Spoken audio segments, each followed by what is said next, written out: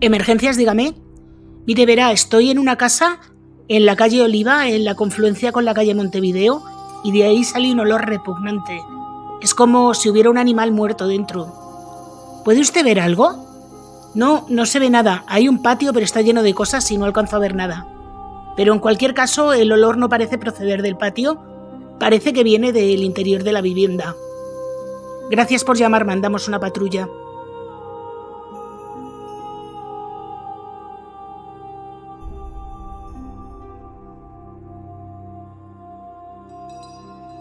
Hola a todos, yo soy Julia y hoy os traigo un caso que me habéis pedido un montón, pero un montón, yo creo que es el caso que más me habéis pedido. Un caso muy conocido, pero un caso estremecedor, de verdad. Un caso además alrededor del cual han surgido teorías de lo más particulares, a las que no pienso dar pábulo, porque me parecen tan absurdas como ridículas y yo no estoy aquí para contar supuestos casos paranormales. Para eso ya está Iker Jiménez. Así que ya sabéis, yo voy a contar lo que sucedió, los hechos probados, los protagonistas, las condenas y dónde están ahora los que siguen vivos. Como digo, la presencia de almas condenadas que vagan errantes, ya si eso lo dejo para otros canales y otros programas. Si quieres saber más, sé bienvenido. Aprovecho para agradeceros que veáis mis vídeos y ya sabéis que si os gustan os podéis suscribir, dejarme un like, activar la campanita, comentar, compartir y todas estas cosas, que a vosotros no os cuesta nada y a mí me ayuda un montón. Y como digo siempre, no me enrollo más y vamos con la historia. Nuestro caso de hoy comienza el lunes 8 de octubre de 2018, alrededor de las 5 de la tarde, cuando un vecindario bastante tranquilo de la ciudad de Asunción, en pleno centro, fue sacudido por un hedor insoportable que alertó a los vecinos y a los transeúntes. El olor era, además de persistente, muy fétido y provenía de una vivienda aparentemente normal. Varias llamadas a emergencias movilizaron rápidamente a la policía y a los bomberos, que llegaron al sitio sin imaginar lo que se encontrarían dentro. Cuando los agentes entraron en la vivienda, una casa ubicada en una zona residencial, como os he dicho antes, no vieron nada raro, excepto que la casa estaba sucísima y bastante desordenada. Pero a los pocos minutos de entrar sí comenzaron a notar algo extraño. Aunque a simple vista no había señales evidentes de violencia, sí había algo que llamaba la atención además del olor, y eran unas manchas rojas de salpicaduras en las paredes. Al inspeccionar el inmueble con más detalle, notaron que el olor, que era muy fuerte por toda la casa, pero se concentraba especialmente en la entrada principal. Había una superficie cementada que parecía bastante fresca, que levantó las sospechas de los agentes. El suelo parecía que lo acababan de rellenar hacía muy poco tiempo. Así que empezaron a picar y cuando rompieron el cemento que ella había fraguado, lo que encontraron les dejó petrificados. A apenas 30 centímetros del suelo, bajo, como digo, la capa de cemento, estaba el cuerpo de un hombre de aproximadamente 50 años, que más tarde sería identificado como Julio Rojas, dueño de la casa, digo dueño entre comillas. El cuerpo fue sepultado a medias en un pasillo y cubierto con una mezcla de cemento y cal. Las lluvias que habían ocurrido unos días antes habían agrietado la improvisada tumba, el agua alcanzó el cuerpo y esto hizo que el olor invadiera toda la zona. Pese a que se retiró este cuerpo, el olor nauseabundo seguía siendo muy, muy intenso. Por lo que los agentes de la comisaría metropolitana, los funcionarios de la fiscalía, los forenses, los jueces, porque allí ya estaba todo el mundo, comenzaron a revisar la casa y en un antiguo baño, situado al fondo de la propiedad, que parecía un baño abandonado, encontraron otra superficie de cemento que parecía que también era bastante reciente. Así que decidieron picar en la zona esta del baño, y allí encontraron otros 3 cuerpos. El de una mujer adulta, que posteriormente sería identificada como la mujer de la esposa de Julio, llamada Elba Graciela Rodas de Rojas. Una mujer joven, que sería identificada como la hija del matrimonio, Dalma María Rojas Rodas, y un niño de unos 6 años que se llamaba Cristian Santino Barrios Rojas. En una zona aledaña a esta del baño, encontraron el cuerpo de otro niño de unos 4 años, que sería identificado como el hijo menor de Dalma, que se llamaba Saulo Pío Rojas. A partir de este descubrimiento empezaron a surgir un montón de preguntas, algunas inevitables, como cómo y cuándo murieron, y otra también inevitable, que es ¿quién había hecho esto? La primera pregunta del cómo y el cuándo fue en un principio bastante difícil de especificar, porque los cuerpos habían sido rociados con cal, una sustancia que, como sabréis, acelera la descomposición de los tejidos. Tanto la había acelerado que en algunos cuerpos ya se veía incluso los huesos, lo que imposibilitaba conocer el momento preciso en el que ocurrieron los hechos. El cómo resultó un poquito más fácil así a primera vista, porque en la ropa se encontraron marcas de cuchillo. Para saber el quién hubo que esperar un poco más, pero tampoco os creáis que mucho más. Muy pocas horas después de que fueran descubiertos los cuerpos, fue detenido un primer sospechoso, que se llamaba Marcelo Gabriel José Díaz, un joven de 21 años que estaba observando el levantamiento de los cuerpos y estaba tan nervioso que la policía decidió interrogarle, y fue cuando admitió que había estado en esa casa el sábado anterior en una fiesta que había organizado el marido de Dalma. ¿Recordad la chica joven, madre de 2 hijos, que encontraron su cuerpo? Bueno, pues el marido de esta chica, que organizó una fiesta la semana anterior, se llamaba Bruno Javier Marabel Ramírez y tenía 19 años. Marcelo le explicó a la policía que aquel día en la casa con Bruno también había 3 mujeres. Supuestamente, todo en palabras de Marcelo, este le había preguntado a Bruno que dónde estaban Dalma, sus padres y sus hijos, que sabía que vivían en la casa con él, y este contó que habían viajado a Argentina y que volverían en unas 2 semanas. Con los datos que les aportó Marcelo, un equipo especial de la policía, encabezado por los agentes de homicidios, rastreó el móvil de Bruno Marabel y lo encontraron a las afueras de la ciudad de Asunción. Bruno estaba a bordo de un taxi y cuando se percató que se le acercaban policías, llevaba un arma y comenzó a disparar contra la policía. Esto provocó que Bruno se escapara, no así el conductor del taxi, Jorge Luis Samaniego López, que fue detenido y acusado de complicidad.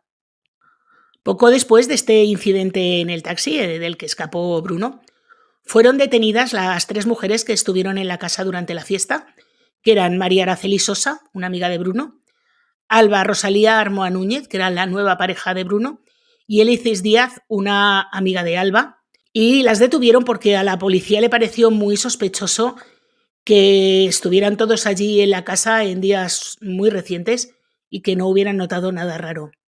A la amiga de Alba la soltaron enseguida porque vieron que no tenía nada que ver y que estuvo en la casa nada minutos. Una vez detenidas estas mujeres, fue Alba la que ayudó a localizar a Bruno, diciendo dónde podía estar y haciéndole una llamada de teléfono para que quedaran.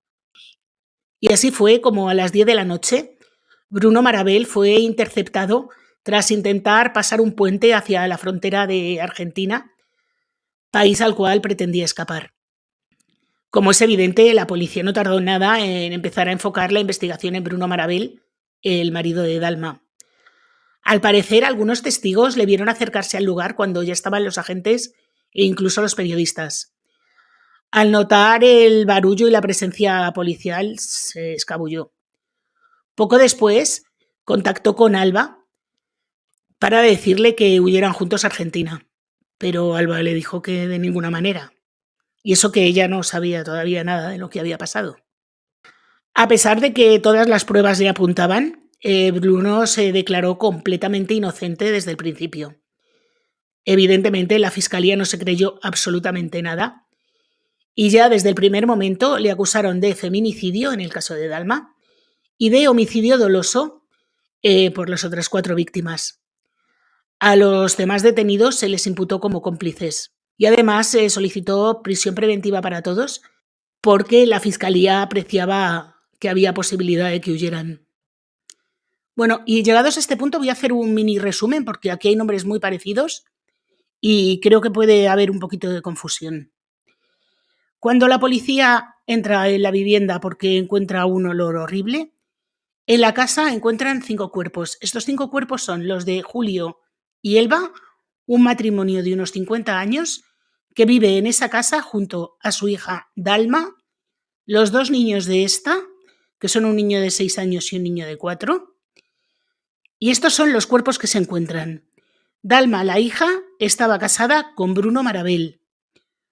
Bruno Marabel, que 3 o 4 días después de que él dijera que la familia se había ido a Argentina, organiza una fiesta a la que acuden su amiga Araceli, su novia, Alba, el hermano de Alba, Marcelo, y una amiga de Alba, que esta fue puesta en libertad de inmediato y no está implicada para nada. Y bueno, ya puestos en situación, continúo con la historia.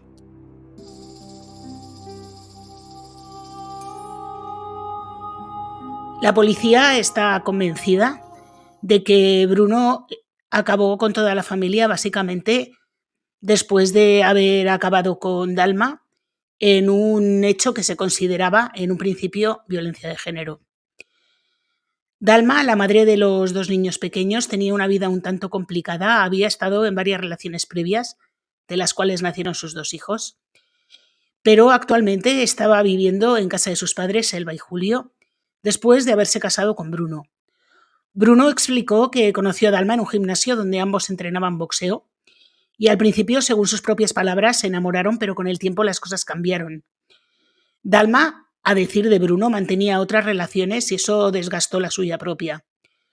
Bruno declaró que, aunque le reclamaba repetidamente y se alejó de ella, cuando comenzó a sospechar de sus aventuras, estaba bastante presionado por Dalma e incluso por la madre, por la que llegó a estar amenazado para que no abandonara la vivienda. Y aunque Bruno explicó que en un principio su relación con los padres de Dalma fue buena, con el tiempo las cosas cambiaron, según Bruno, porque tanto Elba como Julio, sus suegros, estaban involucrados en negocios ilícitos, especialmente en el tráfico de sustancias. Según él, la situación en la casa se volvió insostenible. Habló de amenazas, de golpes y de una sensación de estar prisionero allí. Finalmente contó que había hablado de irse, pero no lo hizo. La policía no se creía absolutamente nada de lo que decía este señor. Y para complicarle aún más las cosas, en sus redes sociales, no hubo que escarbar mucho, encontraron que había estado vendiendo todas las pertenencias de la familia, desde el coche hasta la nevera. Y esto lo hizo en fechas en las que se cree que la familia ya no estaba con vida. La hipótesis principal de la fiscalía es que la familia Rojas había perdido la vida entre el 28 y el 29 de septiembre, dado que muchos testigos aseguraron haber visto a Dalma el día 26 de septiembre y que los niños habían ido al cole el día 28. Contra el resto de implicados no encontraron demasiadas pruebas, así que a Alba y a Marcelo les dejaron libres, pero a Araceli la acusaron de complicidad, entre otras cosas porque había ayudado a vender bienes de la familia, entre ellos una nevera que le vendió a su propia tía, y sobre todo porque en su poder se encontró la cartera de Elba.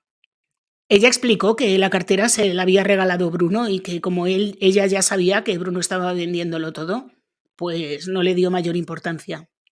Cuando le preguntaron que cómo es posible que no hubieran visto nada raro en la casa el día que se hizo la fiesta, que fue el día 2 de octubre, ella explicó que Bruno era bastante manipulador y que se sentía como un poco en peligro realmente, que le veía como una persona un tanto extraña con unas actitudes bastante raras. Y cuenta que el día de la fiesta iba con un ambientador en spray, iba todo el rato echando el spray por la casa diciendo que olía fatal. Y Araceli, Alba y Marcelo también dijeron que olía muy mal, como a pis de perro. Hecho que él explicó porque decía que la perrita acababa de tener cachorros y que no la dejaba salir a la calle por miedo a infecciones y que hacía sus cosas en casa y que por eso olía tan mal. Alba, por su parte, explicó que Bruno era su primer novio formal y que en un principio la relación con este chico fue, pues, de lo más normal, que era un compañero respetuoso y responsable, hasta el martes 2 de octubre. Dice que a partir de ese día mostró muchos cambios en su actitud, que iba a trabajar incluso desaseado, que no se cuidaba y que no parecía la misma persona. Y Alba añadió además que su familia y ella recibieron amenazas por parte de Bruno si contaba algo. Pero Alba añadió que ya poco más podía contar aparte de lo que ya había contado porque no sabía absolutamente nada. Y eso que Alba estuvo pasando algunas noches en esa casa a partir del día 1 de octubre. Mientras todas estas declaraciones se sucedían, la policía exploró un poco más sobre la vida de Dalma y su relación con Bruno y descubrió una serie de hechos un tanto perturbadores. Uno de los testigos que más luz arrojó sobre la vida de Dalma fue un hombre llamado Eber Barrio, un brasileño con el que Dalma convivió y con el que tuvo su primer hijo. Antes de conocer a Bruno, Dalma Rojas soñaba con ser una estrella de la música y el baile e incluso llegó a grabar un videoclip que se llamaba Tú me seduces. Eber Barrios explicó que él era productor y cantante y que fue así precisamente como conoció a Dalma en una emisora de radio. Un año antes de conocer a Eber Barrios, en el año 2011, Dalma era conocida en el ambiente musical como La Cordobesa, nombre con el que se dedicaba a realizar shows eróticos. Barrios explicó que ella vivió en esa provincia argentina, en Córdoba, y que de ahí el nombre, y que había llegado a esa provincia argentina junto a su familia, que estaban escapando por amenazas y porque estaban perseguidos por la policía. Eber Barrios también explicó que la relación de Dalma con su familia era un tanto extraña, que no se llevaba bien con sus padres y que había intentado abandonar la casa en muchas ocasiones, pero que estos siempre la buscaban y la obligaban a regresar. Dice que era como un círculo vicioso y que Dalma nunca podía escapar de la manipulación y el control que sus padres ejercían sobre ella, y que esta cree él que fue la causa por la que acabaron con su vida.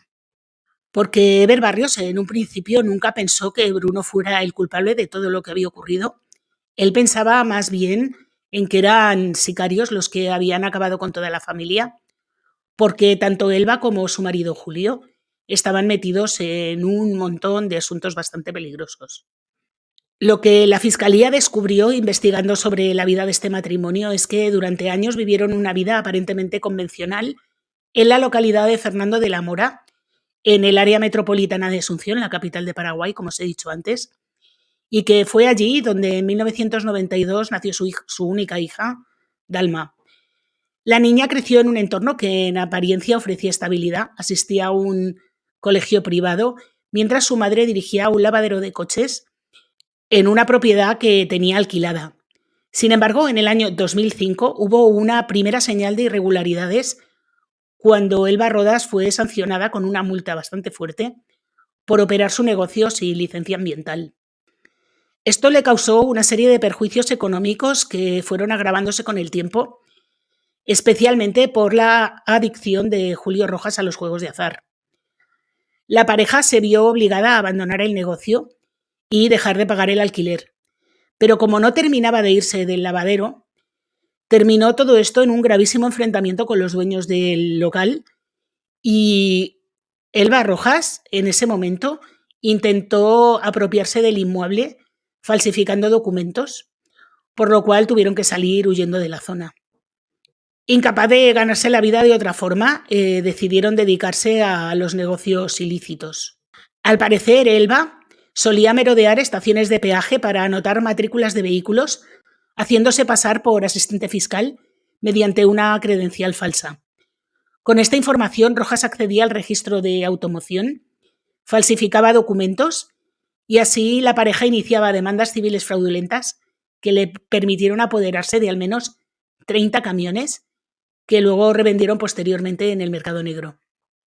Yo alucino cómo puede hacerse esto, pero bueno. Además, en el año 2008, Elba fue denunciada por apropiarse de una villa en la zona de Rosario, mientras que su marido fue también denunciado por una maniobra similar en otra zona del país. La vivienda que se apropiaron ilegalmente, la que consiguió el marido, se remodeló por completo y la vendieron ilícitamente. En el año 2009 constan nuevas denuncias por falsificación y uso de documentos falsificados. Y gracias a esta denuncia, la policía irrumpió en su casa y encontraron más de 1000 cédulas de identidad, el DNI español, falsos. La investigación también reveló que la familia consumía sustancias. Y ese año 2009, que fue maravilloso para la familia, la pareja también fue acusada de apropiarse fraudulentamente de 30 hectáreas de terreno, propiedad de una anciana a la que habrían obligado a firmar unos documentos justo antes de fallecer. Fue ahí cuando comenzaron a recibir amenazas y cuando huyeron a Argentina. En el año 2010 regresaron a Paraguay junto a su hija Dalma, y en la localidad de Ita, que es donde residieron a partir del año 2010, a la familia se la vinculó con un hombre llamado Carlos Portillo, que era un conocido distribuidor de sustancias que acabó fatal. Cuando este hombre acabó así de mal, la familia cambió su estrategia delictiva y comenzó a utilizar cédulas extraviadas recogidas en supermercados para adquirir teléfonos móviles de alta gama y luego revenderlos en el mercado negro. Fue en este contexto cuando Dalma conoció a Eber Barrios, el padre de su primer hijo, al que obligaron también a meterse en el negocio. Barrios fue detenido en un supermercado y después de ser detenido, su suegra se presentó en la comisaría para decir que había intentado abusar de ella. El juez, que se llamaba Alberto Sosa, le condenó a arresto domiciliario en la vivienda que compartían Dalma y Eber Barrios con Elba y Julio. Que digo yo que este juez muy bien hacía las cosas. O sea, que este señor es acusado y condenado por intentar abusar de una mujer y le manda a vivir a la misma casa de esta mujer. Todo muy correcto. Bueno, este juez era tan estupendo que al final fue destituido. O sea que, claro, es que con estas decisiones que tomaba no me extraña, pero bueno. En enero de 2013, la familia intentó una estafa bancaria en la que Dalma y Eber Barrios eran los cabecillas, con 2 cómplices, y fueron detenidos los 4. Eber Barrios estuvo 9 meses en prisión, pero Dalma logró evitar ir a la cárcel porque estaba embarazada. Cuando Eber Barrios salió de la cárcel, se alejó de la familia sin mirar atrás, y fue entonces cuando Dalma comenzó una relación con otro hombre que sería el padre de su segundo hijo. Justo después del nacimiento de este segundo niño fue cuando toda la familia, o sea, Elba, Julio, Dalma y sus 2 hijos, se trasladaron a vivir a Asunción. Se instalaron en una casa contando una serie de mentiras, la casa en la que posteriormente fueron encontrados los cuerpos. Al principio dijeron que la iban a remodelar y que pagarían un alquiler, pero esto nunca sucedió. Y con todos estos datos, la policía estaba bastante convencida de que Bruno es verdad que se sentía bastante aprisionado en esa casa, pero esto no es motivo suficiente para haber acabado con ellos. Ellos pensaban que había algo más y estaban convencidos de que ese algo más eran motivos económicos. Aparte de un delito de odio, que es evidente, odiaba a toda la familia, especialmente a su suegra. Esto se puso de manifiesto en todas sus declaraciones, pero el motivo por el cual cometió, según la fiscalía, los delitos fue un motivo económico. El 20 de noviembre, la policía ya tenía claro que los crímenes ocurrieron en la madrugada del 29 de septiembre y que el crimen había sido bastante premeditado por parte de Bruno, que lo tenía todo milimétricamente calculado. El geoposicionamiento de su teléfono confirmó que ocurrieron los hechos entre las 2:30 y las 4:30 de la mañana. Los datos de la investigación apuntan a que primero acabó con su suegra, utilizando un martillo, luego con Dalma, que estaba dormida, y luego con los niños. Durante el juicio, los fiscales y los peritos que hablaron de cómo hizo todo, se les veía que estaban verdaderamente conmovidos, estaban hechos polvo. Sin embargo, Bruno en ningún momento mostró ninguna señal ni de arrepentimiento, ni de mostrarse sobrepasado, ni nada absolutamente. La fiscalía dice que Bruno, con una pasmosa sangre fría, después de cometer estos hechos, se encargó de limpiar la escena. Por lo visto pasó horas limpiando, aunque no limpió demasiado bien porque la casa era un estercolero cuando llegó la policía, pero bueno. Y una vez que lo tenía todo limpio, entre comillas, decidió organizar una fiestecita. Estaba todo tan meticulosamente programado que la policía llegó a pensar que no había sido obra solo de él, sino que había tenido alguien que le había ayudado. Sin embargo, cuando empezaron a mirar el geoposicionamiento de todos los teléfonos móviles y de quién podría estar en el tema, descubrieron que no, que lo había hecho él solo. Él se defendía diciendo que era completamente inocente, que todo había sido obra de unos sicarios y que ni siquiera había estado en la casa cuando ocurrieron los hechos. Finalmente, la policía, que creía que contaba con todas las pruebas suficientes como para que se considerara culpable a Bruno y a Araceli por complicidad, los llevó a juicio. Alba y Marcelo no tuvieron que acudir al juicio, no fueron encausados. Finalmente, en un juicio muy mediático que estuvo en las primeras páginas de los periódicos durante días, Bruno, que siguió de manera telemática todas las vistas desde la cárcel, fue cambiando sus declaraciones, dando bandazos con una actitud fría y despreocupada que impresionó mucho a todo el mundo.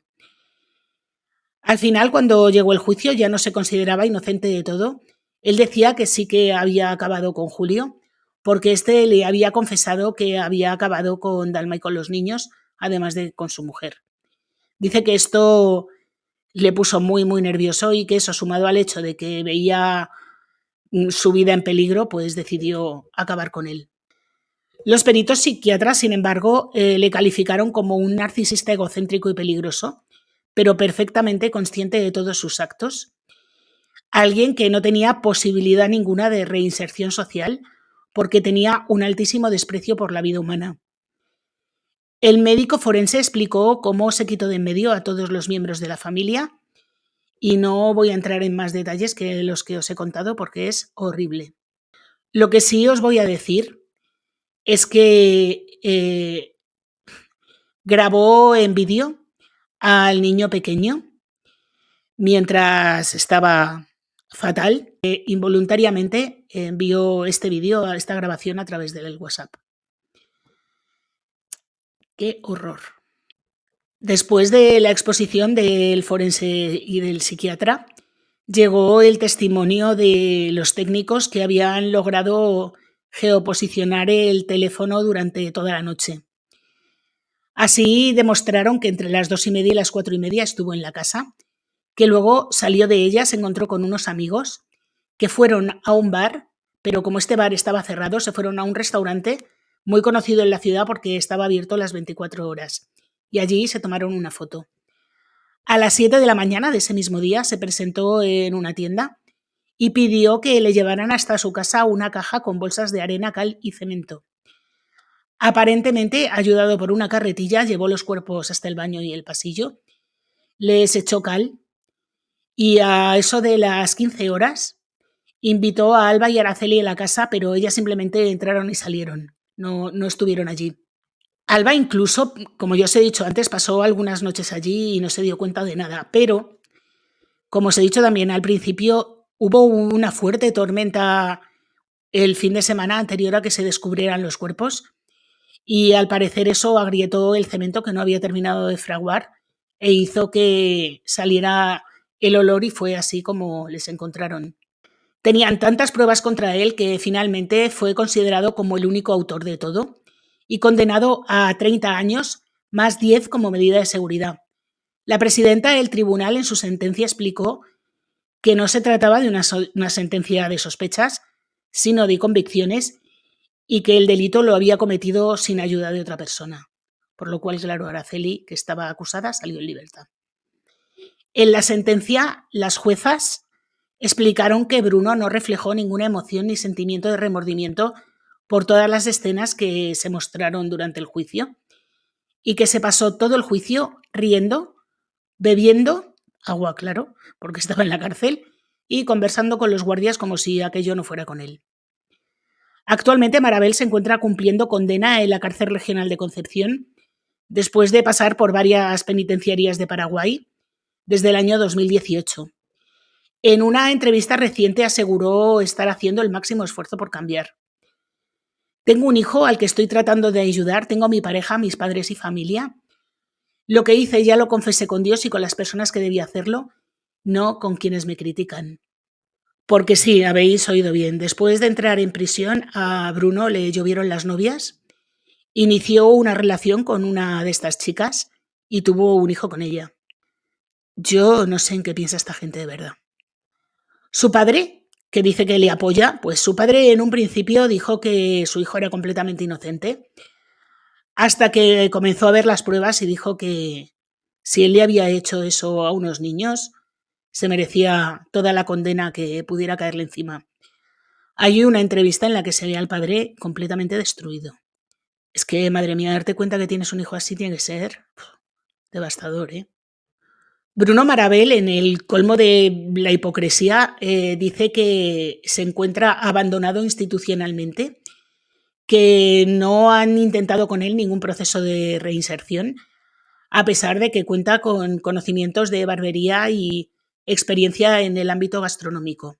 Su experiencia en el ámbito gastronómico era haber trabajado 3 meses en un Burger King, ¿eh? Que ríete tú de Ferran Adrià. En fin, bueno. Y esto él no lo dice, pero ya lo digo yo, también tenía conocimientos de albañilería. A pesar de todo, dijo que sí, que le habían trasladado de cárcel en muchas ocasiones porque había estado involucrado en peleas, pero lo que él consideraba peleas normales sin mayores consecuencias.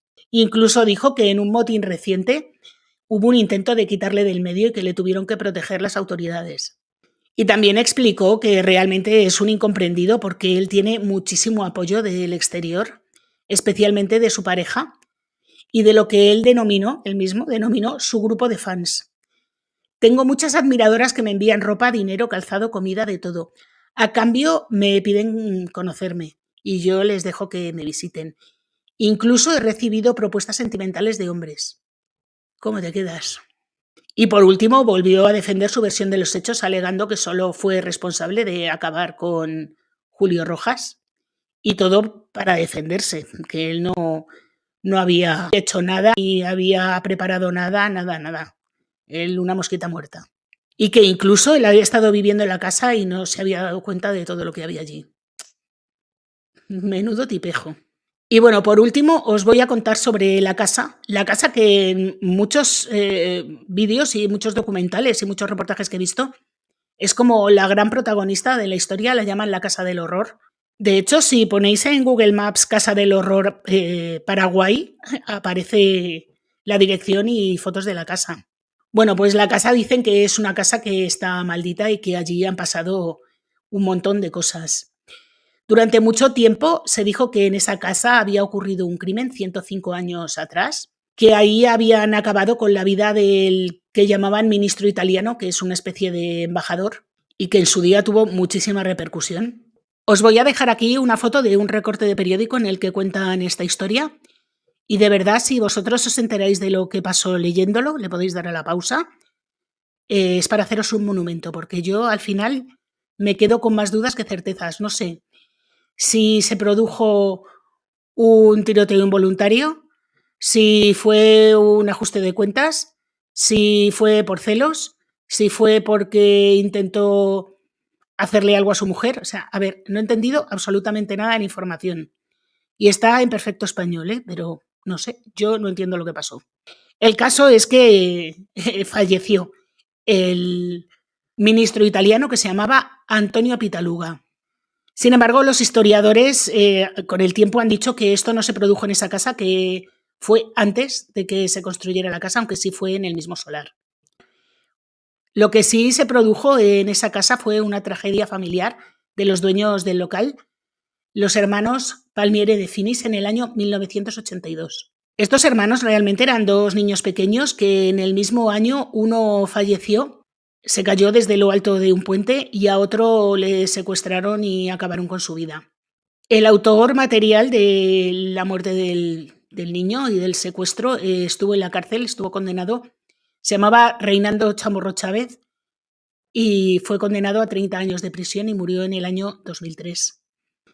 La casa fue pasando por distintas manos hasta que la casa estaba medio abandonada, que fue entonces cuando entró el matrimonio de Elba y Julio Rojas. Antes de eso fue la sede de la Liga Paraguaya de Fútbol a principios de los años 60. Pero bueno, el caso es que cuando entró la familia ahí, que entró diciendo que la iban a remodelar, la iban a cuidar, pero no hicieron absolutamente nada. Bueno, pues la casa estuvo deshabitada y abandonada durante muchísimo tiempo, hasta que en enero de este año, del año 2005, los propietarios decidieron remodelarla y sacarla en alquiler. Ellos dicen que la han remodelado, pero os voy a dejar aquí unas imágenes de cómo está. A mí esto no me parece que esté muy remodelado. Por fuera sí, pero por dentro está hecho un horror. Bueno, el caso es que piden por el alquiler, si os interesa alguno alquilarlo, piden unos 1.300 euros. Según una de los propietarios, que se llama Marlene Villagra, dice que es una propiedad estupenda, que es muy, muy céntrica, esto es verdad, y que tiene un patio muy grande y que no ha podido hacer más en la rehabilitación de la fachada porque el ayuntamiento no se lo permite, forma parte del casco histórico y está protegido. Y también dice que tiene un montón de ofertas de extranjeros, sobre todo, porque dicen que es una propiedad con un interés comercial muy elevado y que los extranjeros no le dan importancia a lo que ha pasado allí. Y ya por último, si os queda duda de lo que os decía de las almas errantes, es que hay gente que dice que se escuchan voces y que son las almas que vagan por allí pidiendo ayuda y bla, bla, bla. Vamos, que una patraña como otra cualquiera. Pero que oye, que hay gente que le da para llenar horas y horas de televisión, ¿eh? Ah, bueno, y también una cosa que no os he contado, como esto, como la gente es así, yo no sé de dónde se sacan las cosas, pues hubo también informaciones que salieron en un montón de medios y medios que se consideran serios. Yo no los considero serios porque si tú das pábulo a esto, poca seriedad me parece, que decían que los crímenes se habían cometido por un ritual diabólico de un pacto que tenía Bruno con vaya usted a saber qué secta o con qué creencia del demonio. Estos son los mismos que luego dicen lo de las voces y no sé qué. Y bueno, con esta noticia tan impactante se termina nuestro caso de hoy, que supongo que será un caso que todos conocéis porque es un caso conocidísimo. No sé si conocíais todos los detalles, no sé si sabíais lo de la casa, que está en alquiler, me imagino que no, porque esto ha ocurrido hace, pues eso, 3 meses, 4.